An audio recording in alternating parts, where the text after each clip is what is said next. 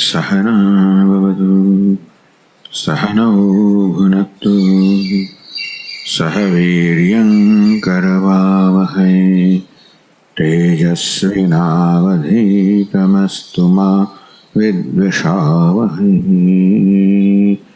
ॐ शान्ति शान्ति शान्तिः।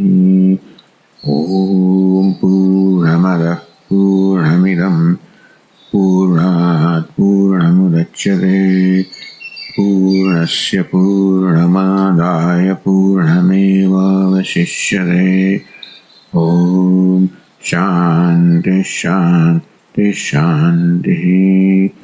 श्रुतिस्मृतिपुराणानाम् आलयं करुणालयम् शङ्करं लोकशङ्करं शङ्करं शङ्कराचार्यं केशवं बादरायणं सूत्रभाष्यकृतौ वन्दे भगवन्तौ पुनः पुनः। ईश्वरो गुरुरात्मेति मूर्तिभेदविभागिने व्योमवद्व्याप्तदेहाय दक्षिणामूर्तये नमः। ॐ पार्थाय प्रतिबोधितां भगवता नारायणेन स्वयं व्यासेन ग्रथितां पुराणमुनिना मध्ये महाभारतम् अद्वैतामृतवर्षिणीं भगवतीम् अष्टादशाध्यायिनीम् अम्ब त्वामनुसन्दधामि भगवद्गीते भवद्वेषिणी। यं ब्रह्मा वरुणेन्द्ररुद्रमरुतः स्तुन्वन्ति दिव्यैस्तवैः वेदैः साङ्गपदक्रमोपनिषदैः गायन्ति यं सामगाः। ध्यानावस्थिततद्गतेन मनसा पश्यन्ति योगिनः यस्यान्तन्न विदुःसुरासुरगणाः देवाय तस्मै नमः।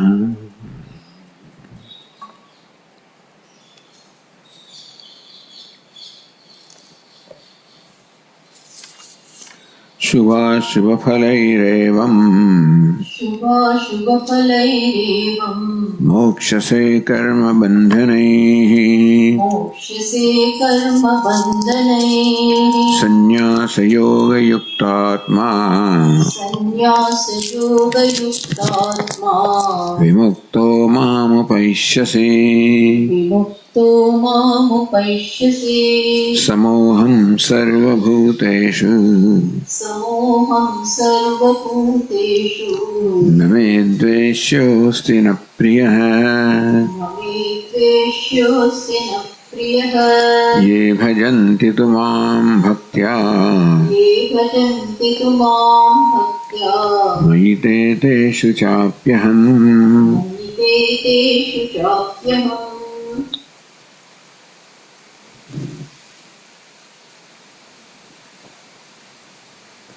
तो भगवान ने ત્યારે કહ્યું કે एवं आ प्रकार है ईश्वर बुद्ध्या यत् करोषि यदश्नासि यज्जुहोषि तत्कुरुष्व मदर्पणम। જે કંઈ કરે વૈદિક કર્મ અવૈદિક કર્મ જે હોય તે એ તત્કુરુષ્વ મદર્પણમ એ તો મને સમર્પણ કરવાની ભાવનાથી કર અર્થાત ઈશ્વર બુદ્ધિથી કર। એમ આ કરવાથી શું થશે? શુભાશુભફલૈ કરબંધનૈ મોક્ષસે। કર્મ એનો સ્વભાવ છે ફળ આપવું। બે પ્રકારના કર્મ છે, શુભ કર્મ અશુભ કર્મ, પુણ્ય કર્મ પાપ કર્મ, ધર્મ અધર્મ। તો આ પ્રકારે શુભ અને અશુભ ફળ આપવું એ જેનો સ્વભાવ છે કર્મના બંધનથી તું મુક્ત થઈ જશે। એટલે ક્રમથી મુક્ત થઈ જશે.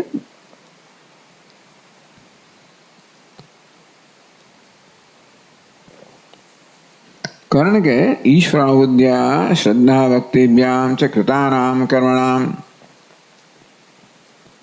જ્યારે શ્રદ્ધા ભક્તિપૂર્વક ઈશ્વરને અર્પણ ભાવથી કર્મ કરવામાં આવે ત્યારે કદાચ કર્મમાં કોઈ પ્રકારનો વિપર્યાસ હોય, એટલે કર્મ કરવામાં કંઈક દોષ રહી ગયા હોય. જો સકામ કર્મ કરવામાં આવે ત્યારે દોષ હોય તો શક્ય છે કે કર્મનું વિપરીત ફળ પણ આવે. પરંતુ ઈશ્વર ભાવથી કર્મ કરવામાં આવે ત્યારે એવો દોષ રહી ગયો હોય તો પણ કોઈ પ્રત્યવાય જન્મતો નથી, કોઈ નકારાત્મક નિષેધાત્મક પરિણામ જન્મતું નથી. સંન્યાસ યોગ યુક્તાત્મા સન્ન, આમ સંન્યાસ બી યોગથી યુક્ત જ અંતઃકરણ છે તો બનશે.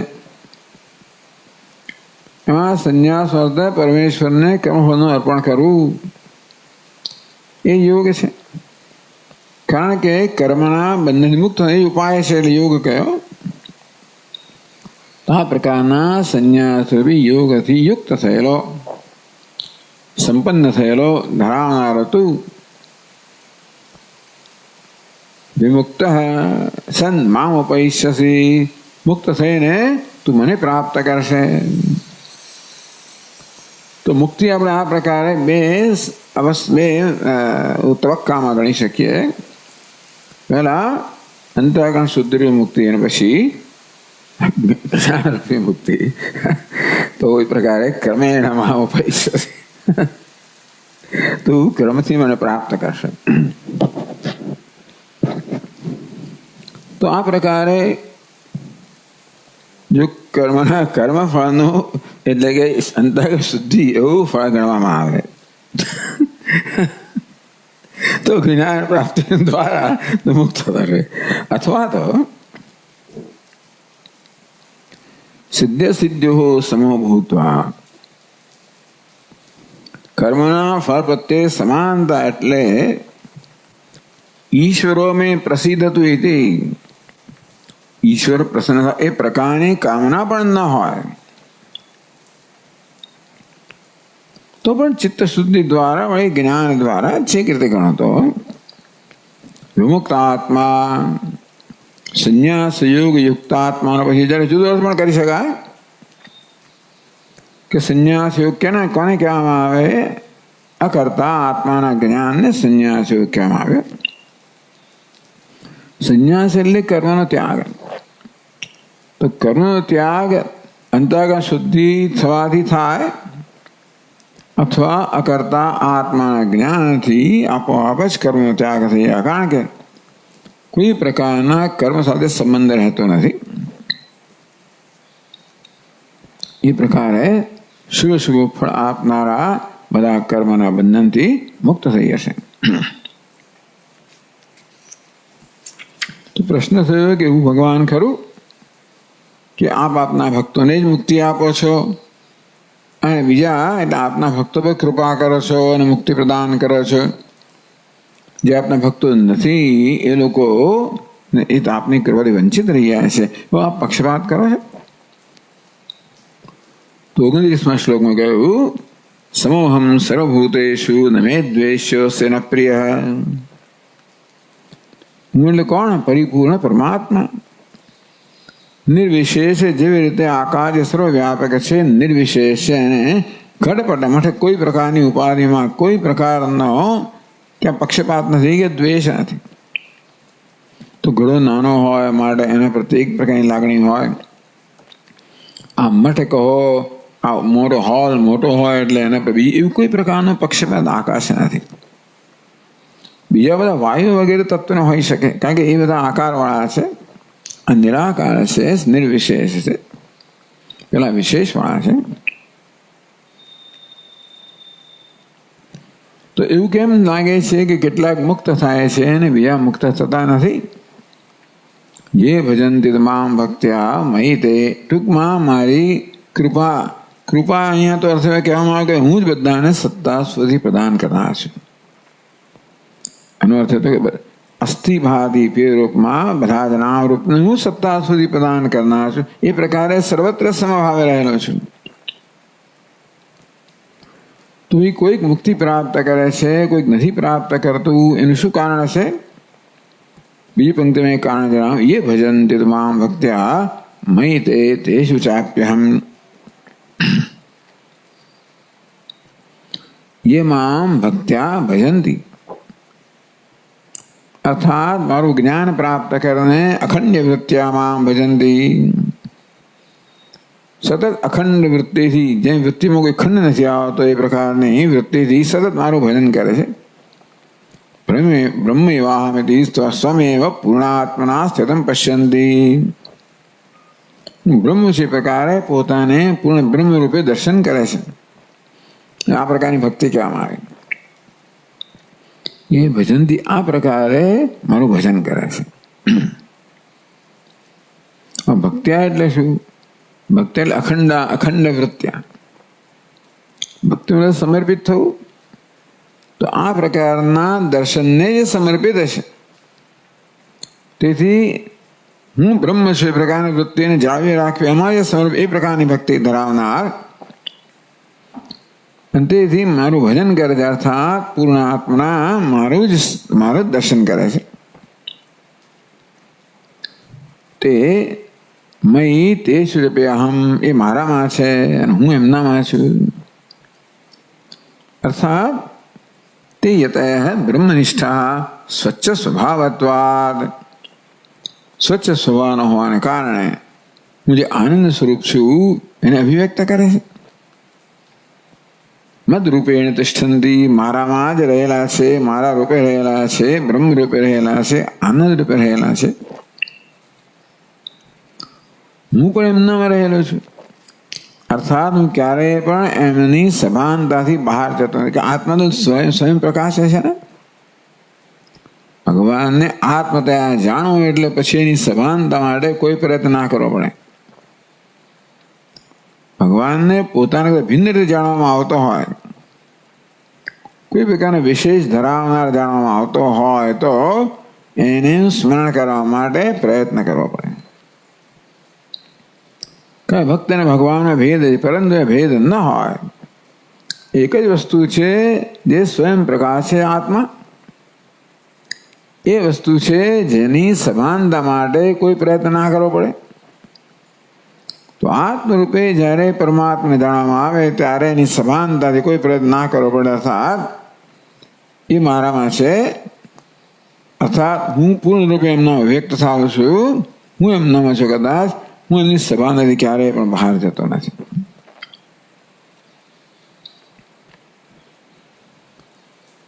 તો હવે આગળ કહે છે 531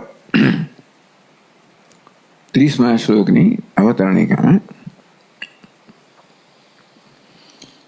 રાજવિદ્યા વિશેષેણ સૂચિતમ. રાજવિદ્યા રાજગુહ્યમ શ્લોકની વ્યાખ્યા જ્યારે કરી, વિદ્યાનામ રાજા, બ્રહ્મ વિદ્યા બધી વિદ્યાઓની રાજા, બધી વિદ્યાઓનો રાજા છે. કેમ કહ્યું? બ્રહ્મ વિદ્યા વ્યતિરિક્ત વિદ્યાનામ બંધકત્વમ. આ એક જ વિદ્યા છે જે મુક્ત કરનારી છે. બ્રહ્મ વિદ્યા વ્યતિરિક્ત પરાવિદ્યા છે. આ પરાવિદ્યા છે જ મુક્ત કરનારી છે. અપરાવિદ્યા છે સકલ વેદશાસ્ત્ર અધ્યયન સમુત્પન્નાનામ વિદ્યાનામ. બાકીનો જે આખો વેદ છે, કર્મકાંડ વગેરે, નિશા, એના બધા અંગ વગેરે જે બધાનું અધ્યયન કરવાથી જે વિદ્યા જન્મે કર્મ સંબંધી વિદ્યા છે. તેષામ બંધકત્વ એવું સમજાવ્યું ત્યારે કે બ્રહ્મ વિદ્યાને રાજવિદ્યા કેમ કહેવામાં આવી, બધી વિદ્યાઓની રાજા કેમ કહેવામાં આવે? કારણ કે એ સિવાયની બધી વિદ્યાઓ છે બંધન કરનારી છે. મોગાશા મોગ કર્માણ, એમાં પણ એ સમજાવવામાં આવ્યું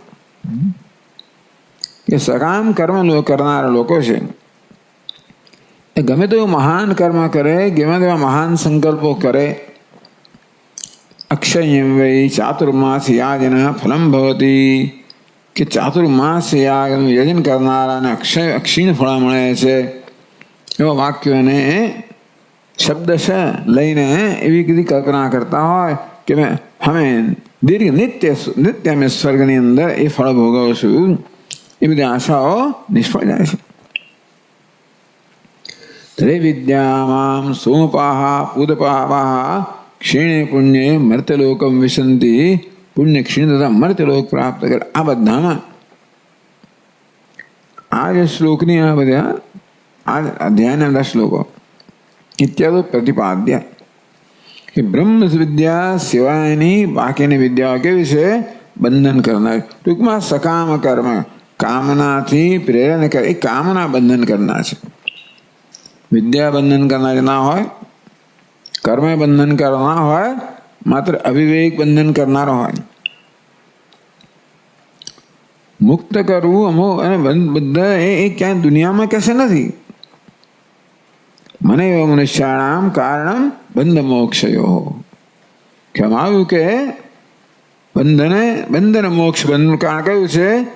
મનુષ્યનું મન છે. આત્મૈવ હ્યાત્મનો બંધુ આત્મૈ રુગુરાત્મન. આપણું મન આપણો મિત્ર હોઈ શકે, આપણું મન આપણું શત્રુ હોઈ શકે. એટલે ખરેખર અજ્ઞાન કહો, અજ્ઞાન અવિવેક છે જ મુખ્ય શત્રુ છે. એટલા માટે ખબર નથી કે અવિવેક છે.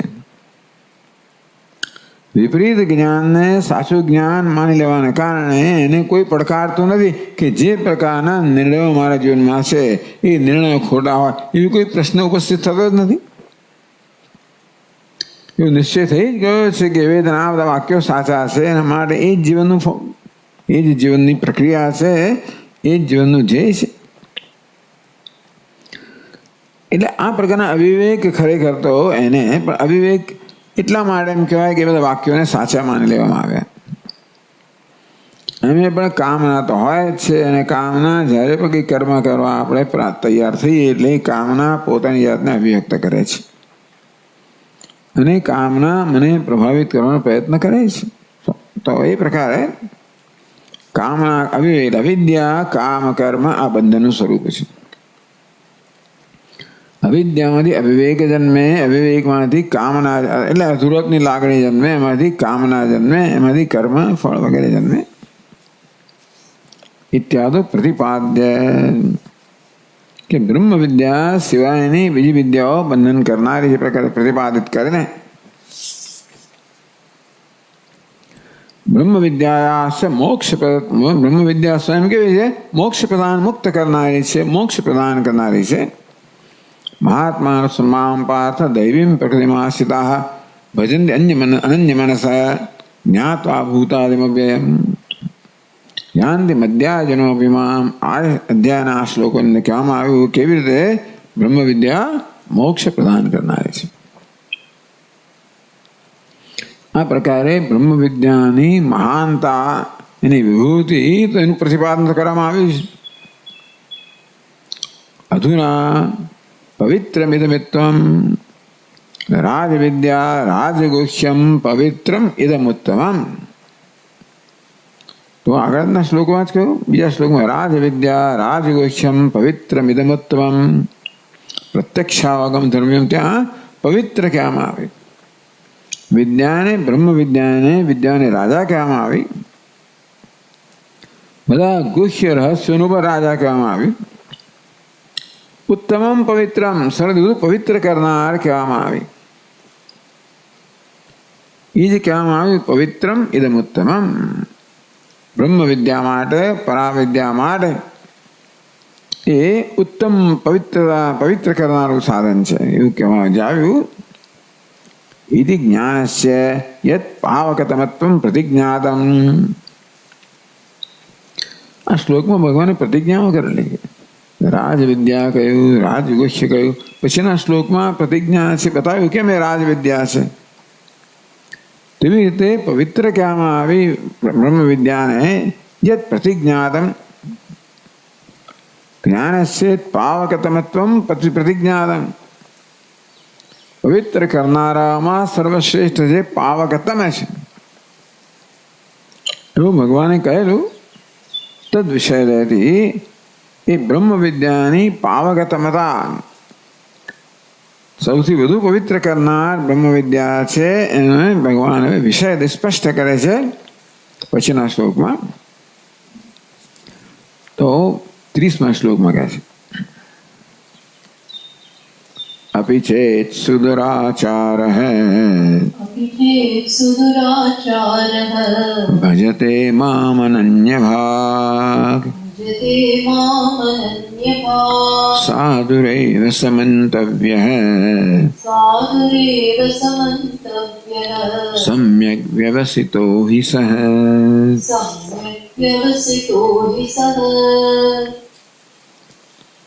अपि चेत्, અભી શું કહે છે, કદાચ આવું હોય તો, સંભવિત નથી પણ કદાચ એવો કોઈ હોય, સુદુરાચાર, દુરાચાર સુદુરાચાર એવો હોય, એવું કોઈ હોય તોય પણ એમ કરીને બ્રહ્મ વિદ્યાની મહાનતાનું ભગવાન ગાન કરે છે.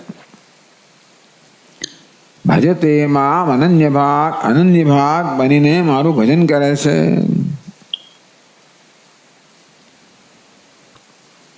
સાધુરેવ મંતવ્ય, એને સાધુ જ માનવું જોઈએ. હિ, કારણ કે સમ્યક વ્યવસ્થિત હોય, સહ, કારણ કે એ સમ્યક વ્યવસાય સમ્યક નિશ્ચય જન્મ્યો છે, માટે એને સાધુ જ માનવું જોઈએ. અહીં આ ટીકાકાર આ બધા શબ્દોનો પોતાનો અર્થ કરે છે. આપણે જે અર્થ કર્યો સામાન્ય રીતે એના કરતા જુદો અર્થ કરે છે. આપણે તો કોઈ ખરેખર દુરાચારી હોય અને એનો નિશ્ચય બદલાઈ ગયા, માત્ર ભગવાનનું ભજન જ કરવું છે, તો એ નિશ્ચય એનું પરિવર્તન લાવીને બનાવી દેશે, ધર્માત્મા બનાવી દેશે. અહીં સમ્યક વ્યવસાય તો હું બ્રહ્મ છે એ પ્રકારનો વ્યવસાય જ કરવામાં આવે. તો જુઓ ટીકામાં કહે છે, અપિ ચેત સુદુરાચાર, અપિ ચેત કદાચ એવું કોઈ હોય, यह कश्चित, जे कोई હોય તે 532 પાન પર, यह कश्चित બ્રાહ્મણો વા ક્ષત્રિયો વા અન્યો વા, બ્રાહ્મણ હોય ક્ષત્રિય હોય જે કોઈ હોય, સુદુરાચાર, સુતરામ દુરાચાર, શું નથી કર્યો, અત્યંત દુરાચારી. દુરાચારી દુષ્ટ આચાર ધરાવનાર હોય એને દુરાચાર કહેવાય. અત્યંત દુરાચારી કે જો સુતરામ જાતિ તો વર્ણત ક્રિયાતો વા સ્વ અત્યંત દુષ્ટ આચાર વૃત્તમ યસ્ય સહ. સુદુરાચાર, સુતરામ એટલે અત્યંત, દુરાચાર દુષ્ટ, જેનો આચાર અત્યંત દુષ્ટ છે. તો નક્કી કેમ થાય? જાતિની દ્રષ્ટિએ, એટલે જે જાતિમાં જે પ્રકારનો આચાર કરવો જોઈએ એના કરતા વિરુદ્ધ આચાર થતો હોય. વર્ણત, જે વર્ણમાં હોય બ્રાહ્મણ વગેરેમાં, એમાં જે આચાર એના કરતા વિરુદ્ધ આચાર હોય. ક્રિયા તો વા, તો કર્મની દ્રષ્ટિએ, આમ સ્વભાવતો વા, ચાલો અથવા એમ પણ હોય કે અમુક જાતિના કારણે એ દુરાચારી છે, અમુક વર્ણને કારણે દુરાચારી છે, અમુક કર્મને કારણે દુરાચારી છે, સ્વભાવને કારણે દુરાચારી છે. તમે એવા વર્ણમાં જન્મ્યા હોય કે હીન કર્મ કરવાનું હોય, કસાઈને ત્યાં જન્મ્યા હોય, ચંડાથને જન્મ્યા હોય વગેરે વગેરે, સ્વભાવ લઈને એવા આવ્યા હોય, આ કોઈ પણ કારણથી, કયા કારણથી આ વ્યક્તિનો આચાર અત્યંત દૂષિત છે, આમાંનું કોઈ પણ કારણ હોય. આચાર વૃત્તમ, વૃત્તમ એટલે એને કર્મ, પ્રવૃત્તિ, વૃત્તિ. યસ્ય સ સુદુરાચાર, સુતરામ દુષ્ટ આચાર યસ્ય સ સુદુરાચાર. સુ એટલે સુતરામ, દુષ એટલે દુષ્ટ. આચાર સુદુરાચાર. સુતરામ દુષ્ટ આચાર યસ્ય સુદુરાચાર. તેનો આચાર અત્યંત દુષ્ટ છે, અત્યંત નિકૃષ્ટ છે, સૌ રીતે નિંદનીય છે. એવું કોઈ હોય એટલે કે યદ્યપિ પાપિષ્ઠો વા સ્યાત, પાપીઓમાં પણ ચેમ્પિયન, પાપી પાપીયસ પાપિષ્ઠ, અત્યંત પાપી હોય તથાપી, એટલે કે ટૂંકમાં ભગવાન આ વર્ણન મહત્વનું નથી. આવું કેમ કહેવામાં આવ્યું? આ જ્ઞાનની પવિત્રતાની મહત્તા કહેવા માટે કે આવા અપવિત્રને પણ જ્ઞાન પવિત્ર બનાવી દેનારું છે. એ રીતે એટલે અપવિત્રતાને અહીંયા બહુ અતિશયોક્તિ કહેવામાં આવી. સુદુરાચાર કે આવું હોય તો પણ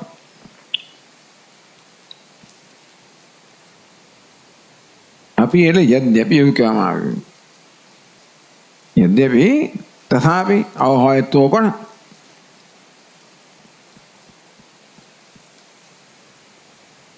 તથાપિ જન્માંતરીય પુણ્યકર્મ અતિશયેન સદગુરુ પ્રસાદાત પરતત્વં જ્ઞાત્વા,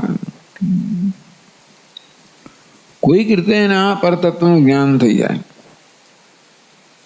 સદગુરુ પ્રસાદાત, કોઈક રીતે કોઈ મહાપુરુષની એના પર કૃપા થઈ ગઈ. કેમ થયું? જન્માંતરીય પુણ્યકર્મ અતિશયન, પૂર્વ જન્મના કોઈ એવા સંસ્કાર હોય જે પ્રગટ થયા, એને કારણે કોઈ મહાપુરુષની એના પર કૃપા થઈ ગઈ. પરતત્વ જ્ઞાન, તો આ પ્રકારે એને એ રીતે આ પરમ તત્વનું જ્ઞાન પ્રાપ્ત કરે. એટલે આવા અભિવ્યક્તિને પરતત્વનું જ્ઞાન કેમ થાય એ તો પ્રશ્ન જ રહ્યો. પણ કદાચ અભિવ્યક્તિને પણ પરતત્વનું જ્ઞાન થાય તો,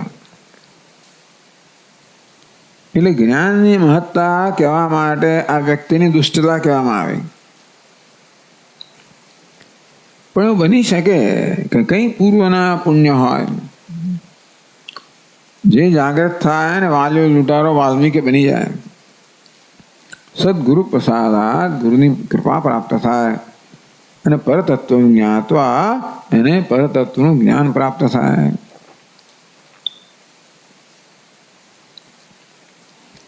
અનન્ય ભાગ,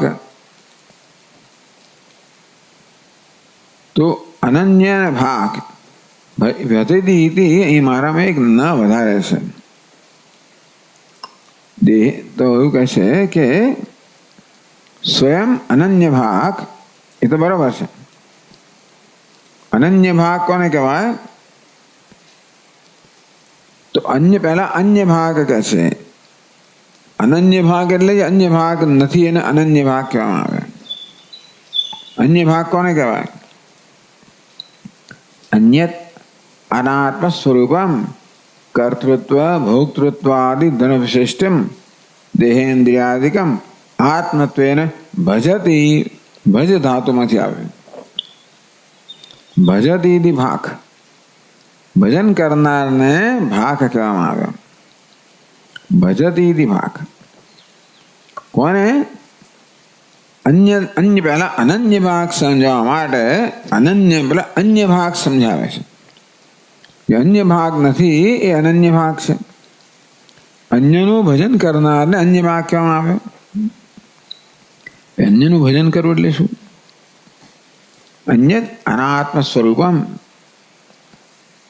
તો કર્તૃત્વ ભોક્તૃત્વાદિ ધન વિશિષ્ટમ દેહેન્દ્રિયાદિકમ, આત્મ અન્ય છે એટલે અનાત્મા છે. દેહેન્દ્રિયાદિકમ, દેહેન્દ્રિયનો સંઘાત છે. જેમાં જે કર્તૃત્વ ભોક્તૃત્વાદિ ધન વિશિષ્ટમ, કર્તૃત્વ ભોક્તૃત્વ વગેરે ધર્મ ધરાવનાર આ દેહેન્દ્રિયનો સંઘાત છે. ત્યાં કર્તૃત્વ બધું રહેલું છે. એનો વાંધો નથી, પણ એને આત્મત્વેન ભજતી, અન્યને આત્મત્વેન ભજે છે. અન્ય આત્મત્વેન ભજતી અન્ય ભાગ. અન્ય એટલે આત્મન્ય, આત્મા સિવાયનું જે બીજું છે. શું છે? અનાત્મા. શું છે? દેહેન્દ્રિયાદિ સંઘાત. એ શું ધર્મ ધરાવે છે? કર્તૃત્વ ભોક્તૃત્વ. એનું ભજન કરવું એટલે હું કરતા છું, ભોગતા છું. આ પ્રકારે અનાત્માને આત્મા માનવો, અનાત્માના ધર્મને પોતાના ધર્મ માનવા. આવું ભજન કરી રહ્યો. શું ભજન કરે છે? હું કરતા છું, ભોગતા છું, સુખી છું, દુઃખી છું. એને અન્ય ત્યાં ભજતી અનન્ય ભાગ ને અન્ય ભાગ કેવો જોઈએ. ત્યાં એક નકાર ન વધારે છે. ભજતી અન્ય ભાગ.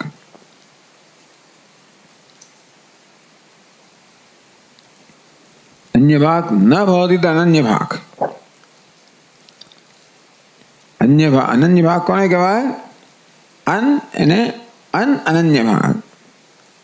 અનન્ય ભાગ ન ભવતી, અન્ય ભાગ ન ભવતી અનન્ય ભાગ. તો તથા ન ભવતી, આવું નથી. એટલે કે અનાત્માને આત્મા માનનારો નથી, અનાત્માના ધર્મને આત્માના ધર્મ માનનાર નથી. કેમ નથી? ચિત્ત પ્રસાદ જનિત સ્વયાથાત્મ વિજ્ઞાનેન. સ્વય આત્માના યથાર્થ વિજ્ઞાન નથી. વિજ્ઞાન ક્યાંથી જન્યું? ચિત્ત પ્રસાદ જનિત. ચિત્તની પ્રસાદ કે શુદ્ધિને કારણે પછી શાસ્ત્રાશ્રવણ વગેરે દ્વારા જેને આત્માનું યથાર્થ જ્ઞાન જન્મ્યું છે. તેથી હવે જે આત્માનો જ ભજન કરનારો થઈ ગયો, નિત્ય શુદ્ધ બુદ્ધ મુક્ત છું હું, એ પ્રકારે ભજન કરનાર. અને અનન્ય એટલે અનન્ય અર્થ આત્મા કરવામાં આવ્યો, અન્યનો અર્થ અનાત્મા કરવામાં આવ્યો. આત્માથી અન્ય, એનાથી અન્ય એટલે આત્મા, અનન્ય એટલે આત્મા. અન્ય ભાગ એટલે અન્ય અર્થાત અનાત્માનું ભજન કરનાર. હું અનાત્મા છું, કરતા ભોગતા છું, એ પ્રકારે સતત ભજન કરનાર, એ પ્રકારની સતત વિચારધારા જાળવી રાખનાર.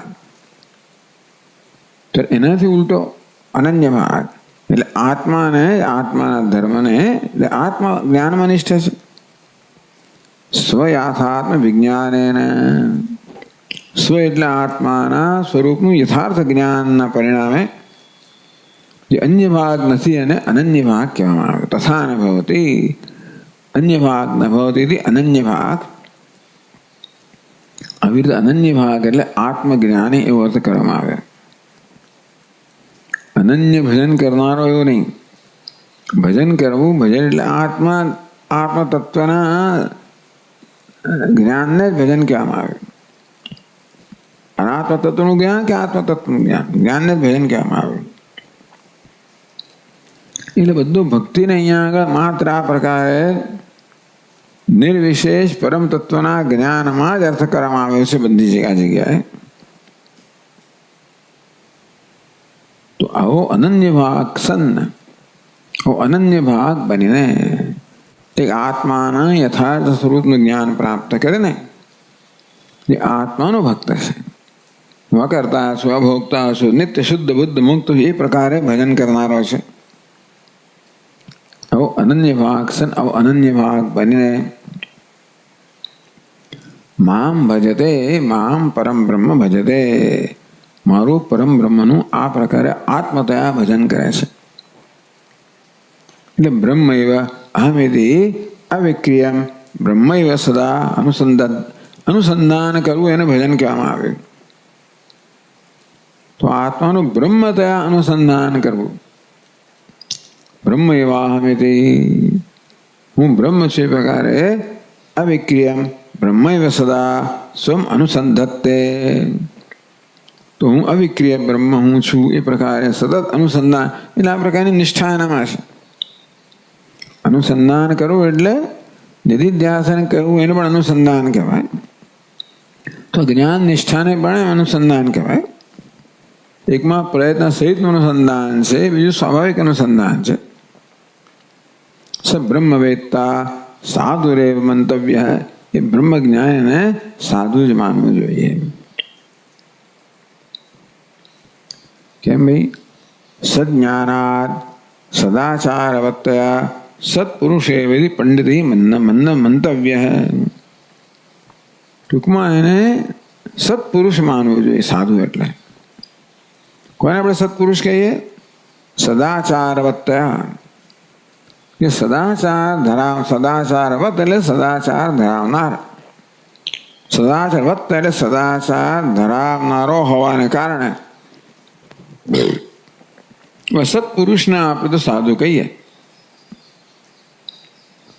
તો આ સદજ્ઞાન, આનામાં સત્જ્ઞાન હોવાને કારણે, યથાર્થ જ્ઞાન હોવાને કારણે આચારમાં આ પ્રકારે સદાચાર હોય કે ના હોય, એને જ્ઞાનને કારણે સદાચારી માનવું જોઈએ.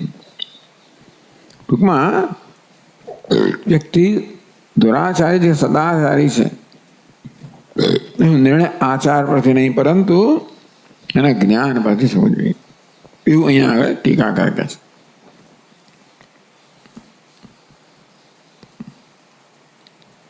સાધુરેવ મંતવ્ય, સત્પુરુષ એવ મંતવ્ય, એ સત્પુરુષ કો મંતવ્ય માનવો જોઈએ. કોણ? પંડિત એ મંતવ્ય. આ વ્યક્તિને પંડિતોએ સાધુ પુરુષ જ માનવું જોઈએ.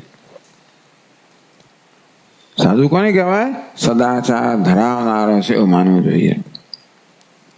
ભલે આચારની દ્રષ્ટિએ સદાચાર ન જણાતો હોય, પણ સજ્ઞાનાત એ સત્તત્વનું જ્ઞાન ધરાવે છે અથવા સજ્ઞાન ધરાવે છે, યથાર્થ જ્ઞાન ધરાવે છે, ઉત્કૃષ્ટ જ્ઞાન ધરાવે છે, માટે એને સાધુ માનવું જોઈએ. એટલે જ્ઞાનને કારણે, પહેલામાં શું કહ્યું? નિશ્ચયને કારણે સાધુ માનવું જોઈએ. દુરાચારી છે, મનમાં નિશ્ચય જન્મ્યું કે નહીં, મારે તો ભગવાનનું ભજન કરવું છે, તો એને એ નિશ્ચયને કારણે આપણે એને સાધુ માનવું જોઈએ. એને કહે છે કે એ નિશ્ચયથી જ્ઞાન કરવામાં આવે. એમાં સજ્ઞાન છે. સજ્ઞાન શું? અહમ બ્રહ્માસ્મી, એવા સત્તત્વનું જ્ઞાન ધરાવે છે, માટે પંડિતો એને સાધુ જ માનવું જોઈએ. એવું કહેવાની જરૂર કેમ પડી? પૌર્વિકીયામ પાપી દુરાચાર બુદ્ધિ, કારણ કે પહેલા જાણીતો હતો માણસ પાપી છે, દુરાચારી છે. પૌર્વિકીયામ, પૂર્વકાળની અંદર આ વ્યક્તિનો આ પ્રકારનો આચાર હતો, એટલે એને સામાન્ય રીતે પાપી, દુરાચારી એમ માનવામાં આવતો હતો. તો પંડિતોએ શું કર્યું? આ પ્રકારની બુદ્ધિમ ત્યક્ત્વા, આ પ્રકારની બુદ્ધિનો, એમના આવા નિર્ણયનો ત્યાગ કરીને બ્રહ્મવિદ એવ એષ પુણ્યતમા એતિ વિજ્ઞાતવ્ય. આ બ્રહ્મજ્ઞાની છે, પુણ્યતમ છે, સુદુરાચાર નથી, ભલે ગમે તો ભૂતકાળમાં હોય. બ્રહ્મજ્ઞાન હોવાના કારણે કેવો છે? પુણ્યતમ છે, સૌથી વધુ પુણ્યશાળી છે. એ વિજ્ઞાતવ્ય, એ પ્રકારે જાણવું જોઈએ એવું કહેવામાં આવ્યું.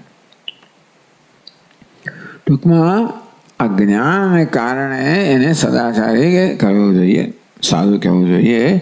ભૂતકાળમાં ગમે તે હોય, વર્તમાનમાં બ્રહ્મજ્ઞાની છે, અને માટે શ્રેષ્ઠ આચારવાળો છે.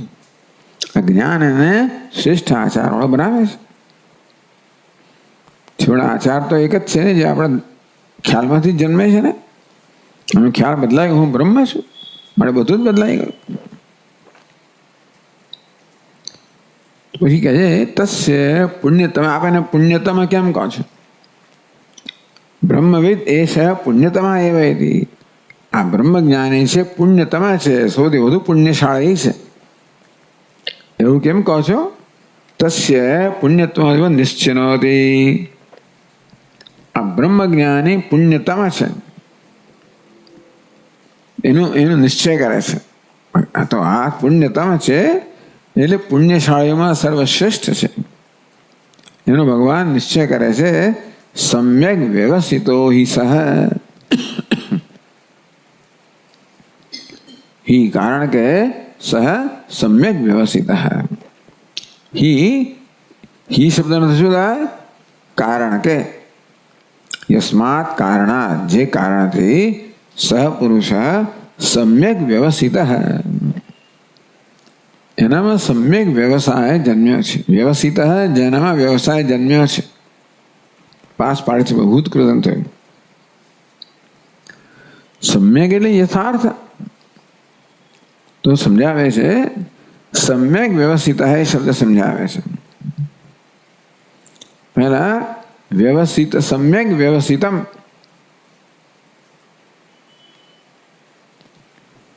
તો સમ્યક વ્યવસ્થિતમ यस्य स सम्यक सम्यक सम्यक व्यवस्थितम यस्य स सम्यक व्यवस्थित. तो बहुरी समास है જેનું વ્યવસ્થિત છે વ્યવસ્થિત સમ્યક છે સમ્યક વ્યવસ્થિત કહેવામાં આવ્યો. વ્યવસ્થિત એટલે શું?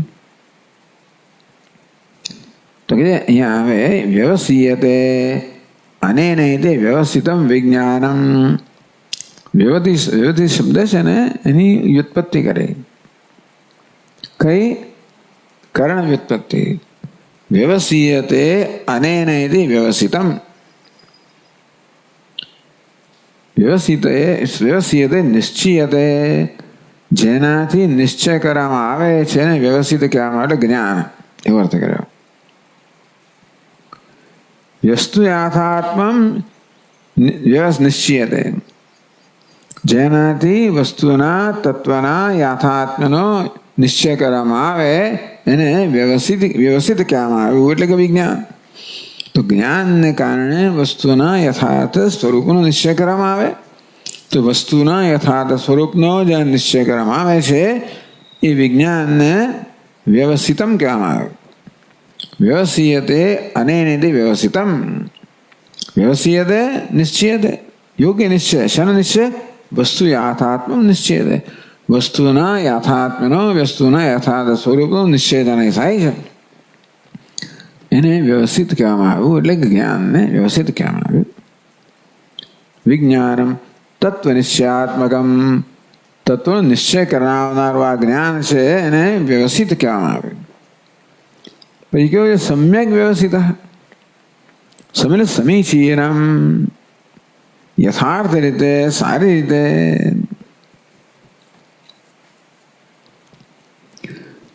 સમ્યક એટલે સમીચીનમ વ્યવસ્થિતમ.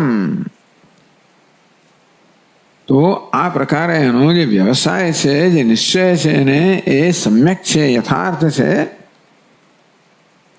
જાતિ વર્ણ તદ્ધર્મ તત્કર્મ સંબંધ શૂન્યમ.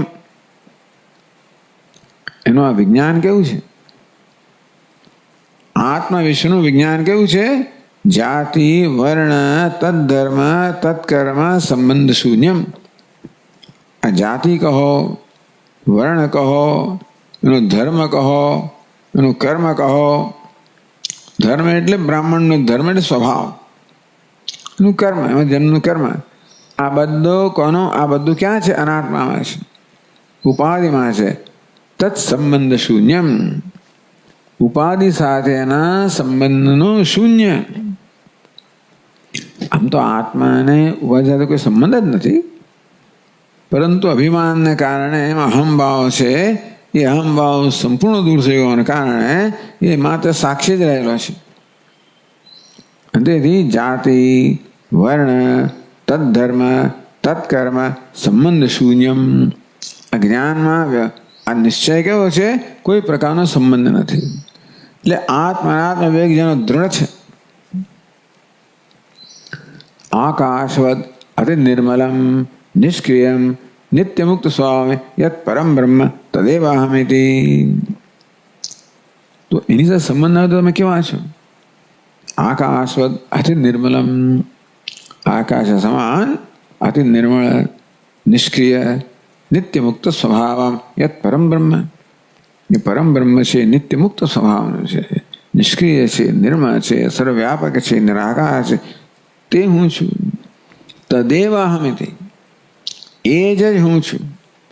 ઉપાધિમાં કોઈ પ્રકારનો અહમભાવ એટલે સંબંધ, આમ સંબંધો નથી પણ કરવામાં આવ્યો અહમભાવના કારણે. કોઈ સંબંધ નથી. इति तत्व साक्षात्कार जनितम स्वभाव निश्चय लक्षणम यस्य।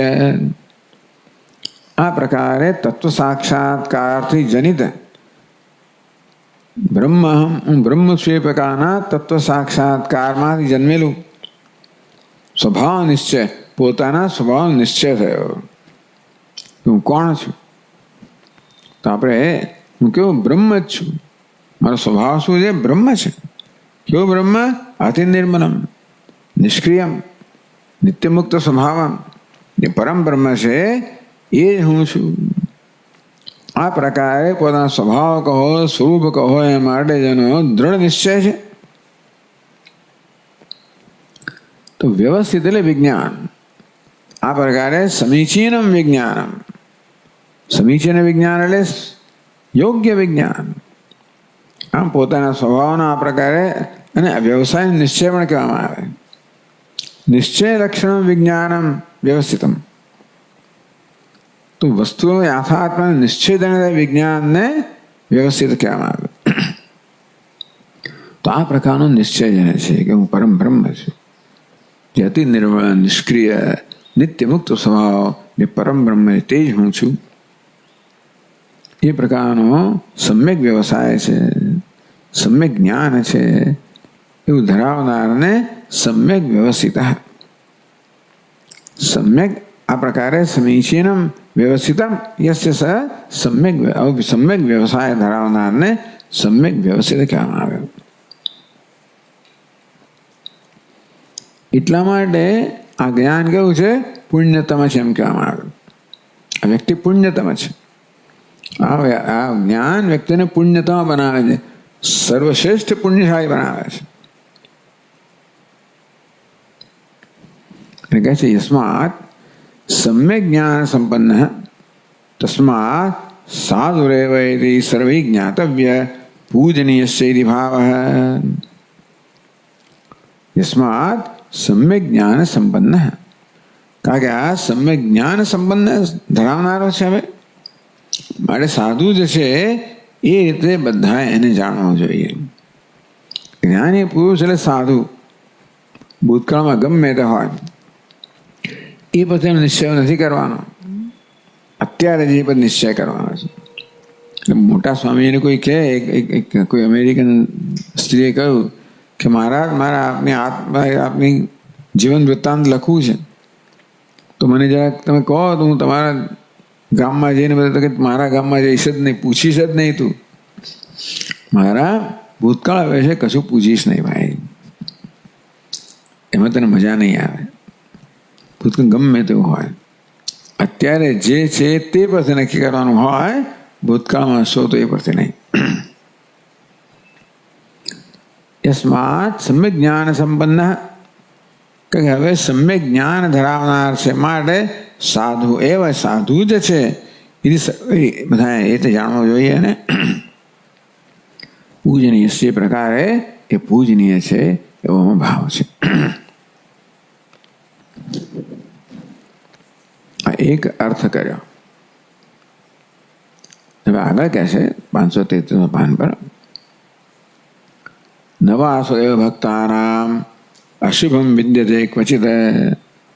કહ્યું વિષ્ણુ સહસ્રનામની ફલશ્રુતિમાં નવાસુદેવ ભક્તાનામ અશુભમ વિદ્યતે ક્વચિત. વાસુદેવના ભક્તોને ક્યારે પણ અશુભ હોતું નથી. નમે ભક્ત પ્રણશ્યતિ.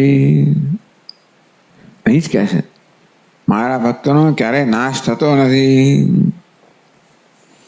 વાસુદેવના ભક્તોનું અશુભ થતું નથી એટલે અહીંયા કહેવામાં એવું મહાભારત અન્યત્ર કહેવામાં આવ્યું.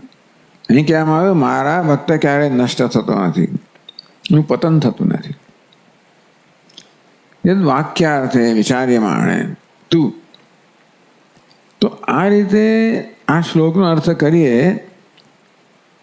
પરંતુ આ જે કહેવામાં આવ્યું છે ને કે વાસુદેવના ભક્તનું ક્યારે પણ અશુભ થતું નથી અને મારા ભક્તનો ક્યારેય નાશ થતો નથી, એ જે વાક્યો કયા છે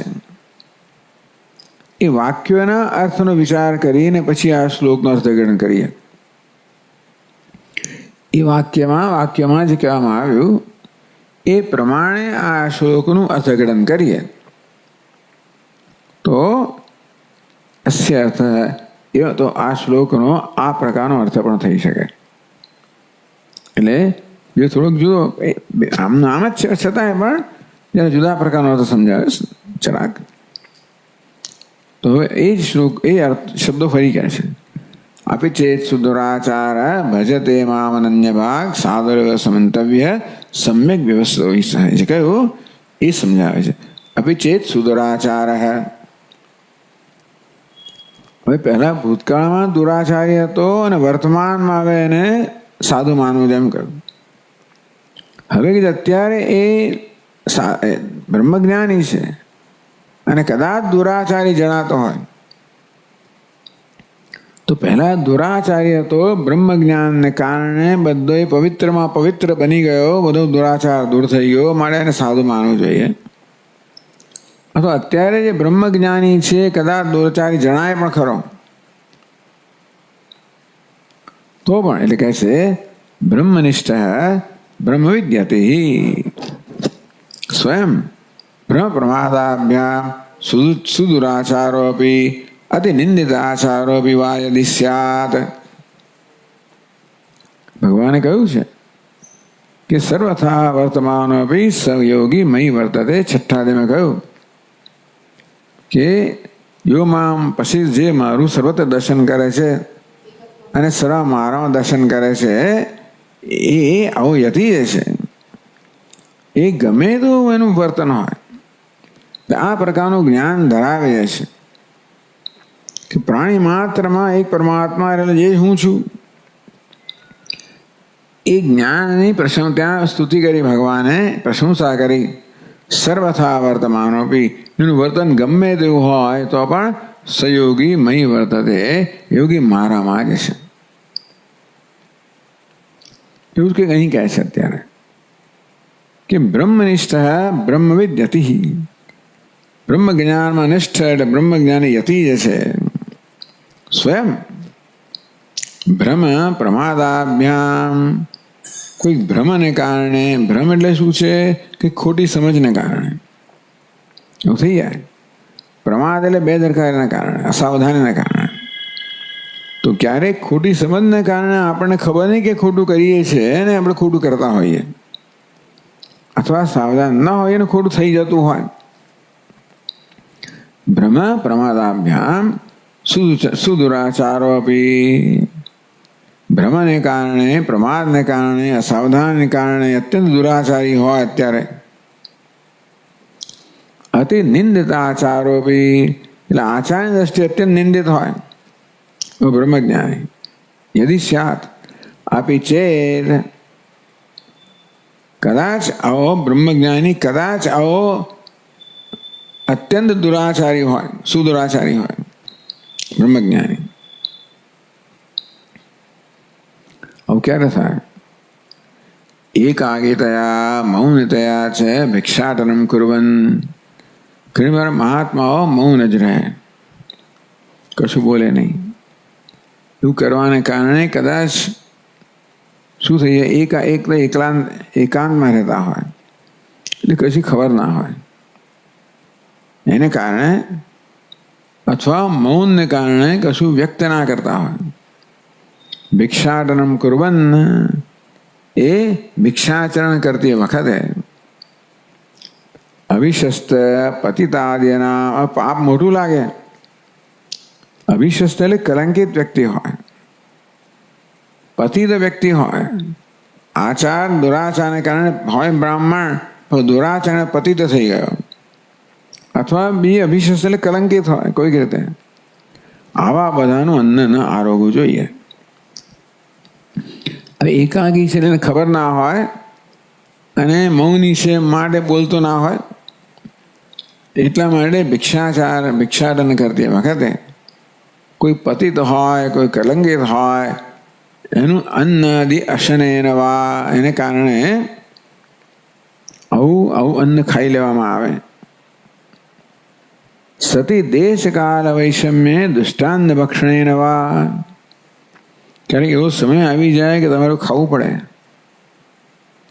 અહીંયા આગળ આપણા તપોવન મહારાજ કહે છે કે ભાઈ ત્યાં એ જતા હતા કૈલાસ વગેરે, તિબેટમાંથી પસાર થાય.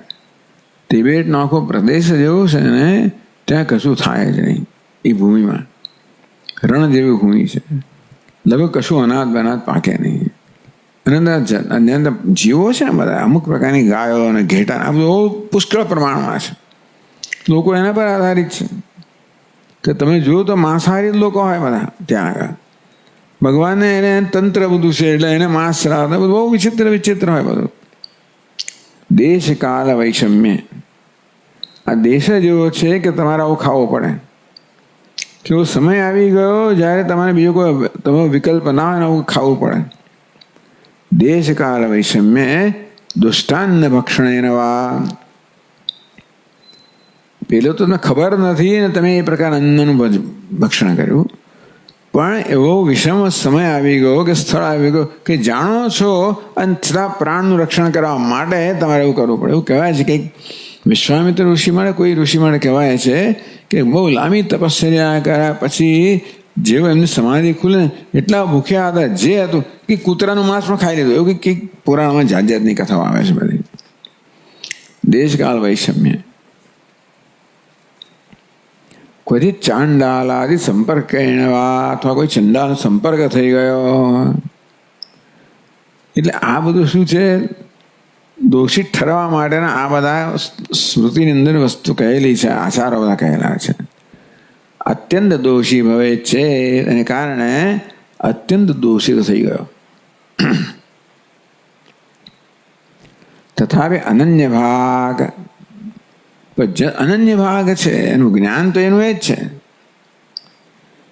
ચાલો અહીંયા ભાગ સમજો. જો અન્ય ભાગ અનન્ય ભાગ, વિષયાકારમ ભજતી ભાગ તો કયું જ ભાગ ને ભજ ધાતુ આવે એટલે ભજતી ભાગ. શું કહે છે? વિષયાકારમ ભજતી ભાગ, વિષયાકારનું ભજન કરનારી વૃત્તિને ભાગ કહેવામાં આવે, અન્ય ભાગ. તો આ પ્રકારે વિષયાકાર વૃત્તિને ભજન કરે અન્ય ભાગ થયો. એવી વિષયાંતર શૂન્ય ભક્તિ હોય એને અનન્ય ભાગ કહેવામાં આવે. અન્ય ભાગ કોને કહેવામાં આવ્યો? અન્ય એટલે વિષય. એ વિષયનું ભજન કરનારી વૃત્તિને અન્ય ભાગ કહેવામાં આવી. અને જે અનન્ય ભાગ છે એટલે એ વિષયાંતર શૂન્ય જે ભજન કરનાર વૃત્તિ છે એટલે કે બ્રહ્માકાર વૃત્તિ છે અને અનન્ય ભાગ કહેવામાં આવ્યો. એવો અર્થ કરવામાં આવ્યો. આ વૃત્તિનો અર્થ ભાગ કહેવામાં આવ્યો. ત્યાં ભજન કરનાર વ્યક્તિને કહેવામાં આવે, વૃત્તિને કહેવામાં આવે. વિષયાકારમ ભજતી ભાગ એટલે વૃત્તિ, વિષયના આકારનું ભજન કરનારી વૃત્તિને, આવી વૃત્તિને ભાગ કહેવામાં આવે. ન વિદ્યતે અન્ય ભાગ, અન્ય એટલે વિષય. તો વિષયાકારનું ભજન કરનારી વૃત્તિને શું કહેવામાં આવી? અન્ય ભાગ કહેવામાં આવી. ન વિદ્યતે અન્ય ભાગ નથી એટલે વિષયાકારનું ભજન ન કરનારી વૃત્તિ. અન્ય મદવ્યક્ત વિષયો વ્યા, અથવા તો મારા સિવાય બીજા કોઈ વિષયનું ભજન ન કરનારી વૃત્તિ હોય એને અનન્ય વિષયાંતર શૂન્ય, મારા સિવાય બીજા કોઈ પ્રકાર વિષય શૂન્ય છે એ વૃત્તિ, આત્માકાર વૃત્તિ. એટલે અનન્ય આત્માકાર વૃત્તિ જે છે એને અનન્ય ભાગ. તો આવી વૃત્તિ ધરાવનારને અનન્ય ભાગ કહેવામાં આવ્યો. એ જ અર્થ થયો એમ. ચાલો, પણ છતાં હવે એવું કેમ કહેવામાં આવ્યું? આ ભિક્ષાના સંદર્ભમાં કહેવામાં આવે છે. આ બધું એનું જ્ઞાન કેવું છે? ટૂંકમાં એ જ્યારે ભિક્ષા આ પ્રકારનું અન્ન ખાતો પણ હોય, જાણે અજાણે કે એવા સ્થળ સંજોગોને કારણે, પણ એના મનની વૃત્તિ કેવી છે? અનન્ય ભાગ છે. એટલે આત્મા સિવાય બીજા કશાનું એ ભજન કરનારી નથી એ વૃત્તિ. તો શું કરે? અહમન્નમ અહમન્નમ અહમન્નમ અહમન્નાદો હમન્નાદો હમન્નાદ. હું અન્ન છું, હું અન્ન છું, હું અન્ન છું, હું અન્નાદ છું, અન્ન ખાનાર છું, હું ભોજન છું, ભોજન છું, ભોજન છું, હું ભોગતા છું, ભોગતા છું, ભોગતા છું. હું अन्न छु, भोक्ता छु, भोजन बधुं हूँ ज छुं। इति एतत् श्रुतियुक्तरीत्या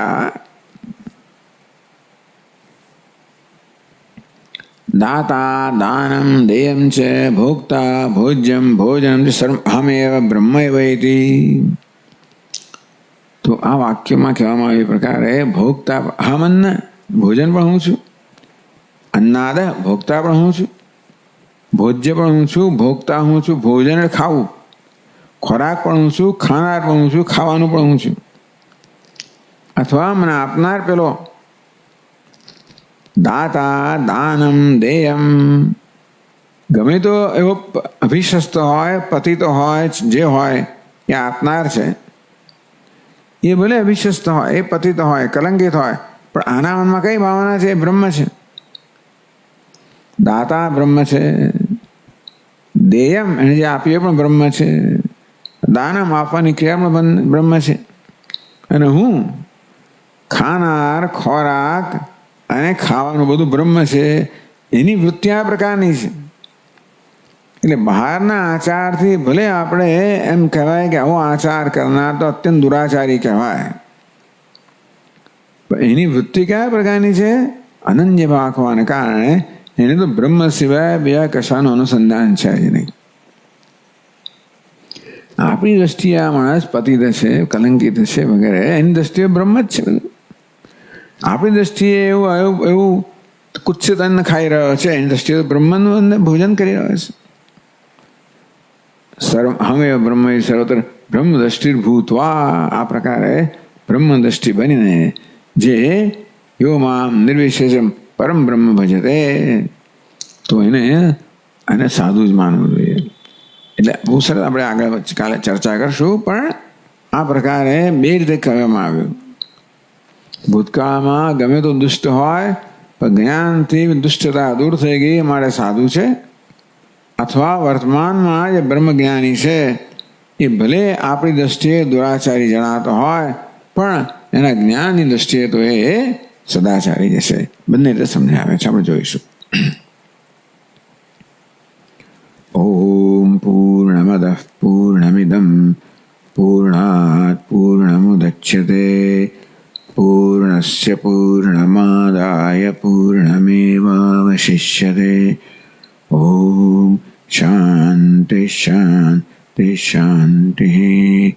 शंकरं शंकराचार्यं केशवं बादरायणं सूत्रभाष्यकृतौ वन्दे भगवन्तौ पुनः पुनः. ईश्वरो गुरुरात्मेति मूर्तिभेदविभागिने व्योमवद्व्याप्तदेहाय दक्षिणामूर्तये नमः. ओम शांति शांति शांति. हरि ओम. श्री गुरुभ्यो नमः. हरि ओम.